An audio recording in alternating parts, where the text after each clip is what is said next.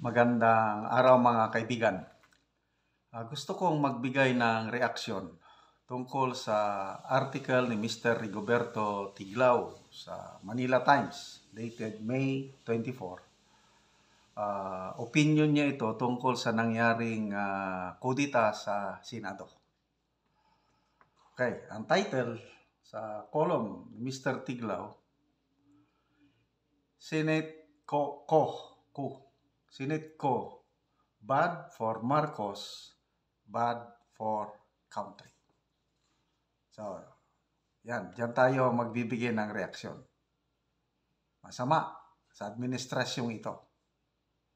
Parang pinukpok ni Marcos Jr. ang kanyang ulo na martilyo. Bakit pinayagan niyang mangyaring ganon? At saka, ang mag-suffer ang taong bayan. Bad for the country. So, basahin ko lang yung first two paragraphs. Ang ganda ng then i-expound ko. Whether President Ferdinand Marcos Jr. instigated or merely supported it when it was underway, the coup against Senator Juan Miguel Zubiri as Senate President by Senator Francis Chis Escudero is bad news for the country and for the President. Okay. Ano ba? In-instigate ba ng Malacanang o sinuportahan lang?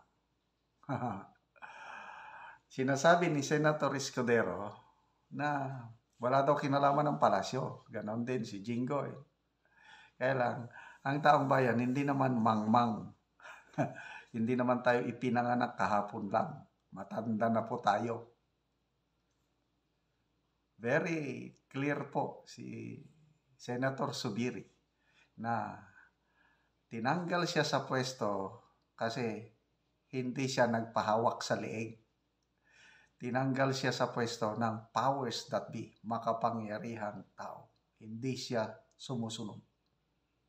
Kasi ang paninindigan ni Senator Zubiri, dapat ang Senado independent. May nag-uutos. Ito ang gawin nyo, ito ang gawin mo. Hindi niya nagagawa. Tanggal siya. So, sino yung nag-uutos? Sino yung hindi niya sinunod? Wala nga naman nautusan siya ni Senator Escudero. Ordinary senator lang siya. Chairman lang kung anong chairman siya. Siya ang astig sa Senado by that time. Kaya ito, yung sabi ni Mr. Tigla na whether instigated or merely supported it, alam na. lam na ng taong bayan na ito utos ng makapangyarihang tao. Sino yung makapangyarihang tao? Alam nyo na. Hindi na dapat sabihin. So, bad for the country and bad for Marcos Jr. Why? Bad for Marcos muna. Later on na natin talakayin yung bad for the country. Okay.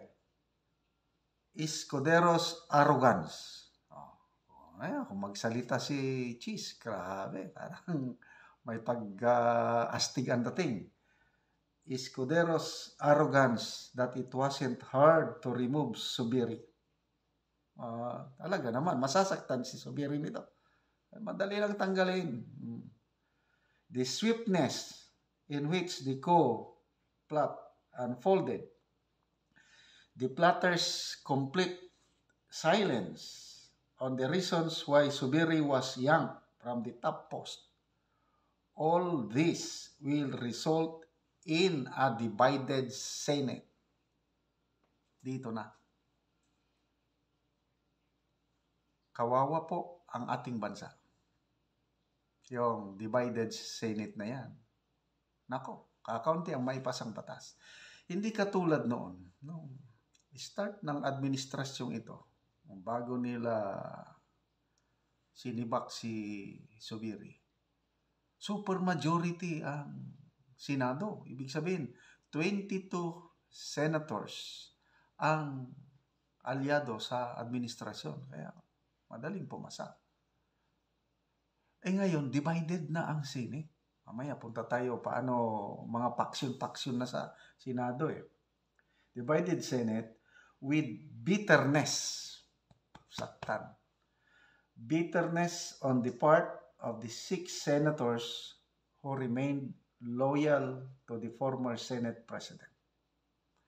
Kaya itong loyal na ito, yung 6 plus Subiri, tinawag na nilang sarili nila na Magic 7 or Solid 7. They will, in effect, expand the opposition from 2, sino yung dalawa? Pimentel and Risa Hontiveros to 8, sabi ni, kailang 9 na. Kaya, yun na po, nagka-faction na po ang Senado. So, dalawang oposisyon na original. Itong Magic 7, nagko-contemplate pa. Itong break, 2 months break yan eh. Magmuni-muni, pag-resume ng 3rd regular session ng Senado. Sasama na ba sa minority bloc or maging independent? To me, kahit independent, kuwan pa rin ito. Balakid na ito sa mga legislative agenda ng Marcos administration. Kasi nasaktan na eh. Pero mo, nag-resign. Nung tinanggal na si Subiri, automatic, nag-resign si Senate President Pro Tempore Ligarda. Nag-resign si Villanueva. Nag-resign si JB Ejercito as majority floor leader. Lahat, Angara nag-resign yung mga chairmanship. Resign. Anong ibig sabihin nun? Nasaktan. Kaya I agree with Mr. Tiglao na na-expand na, dumami na ang oposisyon. So, from 2, nagiging 9 na. Okay, so, yung 15, yung sumuporta kay Escudero, Escudero plus 14, yung pumirma, hindi pa solid yan na all-out support sa administrasyon ni PBBM. Bakit? Nandyan yung 3 PDP, Bongo, Tolentino, and Bato. Maraming nagtataka bakit sumuporta kay Escudero itong 3. Mamaya ko na lang i-vlog yun. Ito pro-Duterte itong 3 nito eh. Kung lumalalang alitan ng Marcos and Duterte, saan mapunta itong 3? Nako, papunta yan loyalty nila kay Duterte. Kaya yung 15 majority, posible sa mga controversial na bagay, lalo na sa charter change, yung 3 na yan, hindi susuporta sa Marcos administration. Okay?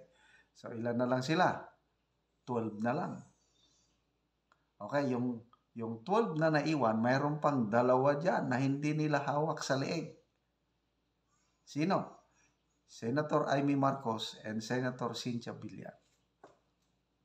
Yang 2 na yan, very vocal na against sila sa charter change.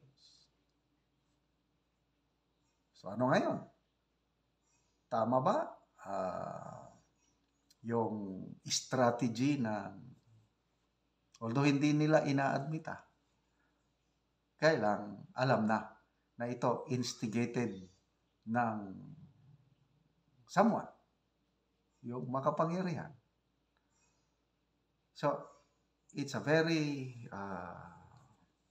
disastrous political move, itong pagpatanggal nila kay Senator Subiri.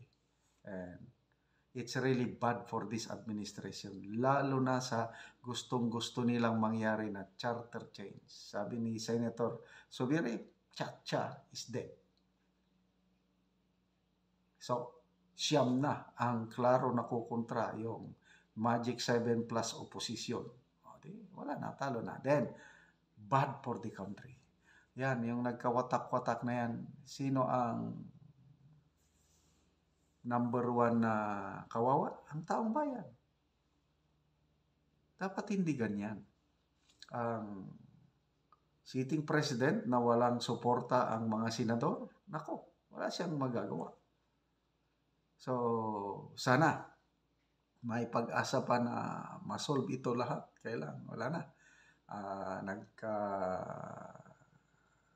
Litsi-litsi na ba o watak-watak na ang supermajority na Senado dahil sa pakikialam ng makapangyarihang tao na ayaw panganlan ni Senator Zubiri, yung nagpasibak sa kanya. Although sinasabi niya man, klaro na, bakit siya sinibak? Dalawang rason. Dahil sa People's Initiative o Charter Change na hindi maganda ang pamamaraan nila at saka yung PDEA leaks investigation ni Senator Bato. Yan po ang dahilan. Sinong nasaktan doon? Alam na ng taong bayan. Hindi ninyo maluloko ang taong bayan. Good luck na lang sa administrasyon ito.